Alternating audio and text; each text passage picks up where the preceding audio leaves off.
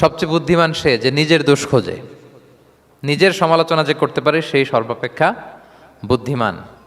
কিন্তু আমরা একদল আছি শুধু সমালোচনা, ওর এই সমস্যা, ওর এইটা, ওর ওর মানে তার দায়িত্ব হচ্ছে সবার সমস্যা বের করা। এরকম দায়িত্বপ্রাপ্ত কিছু লোক আছে না নাই?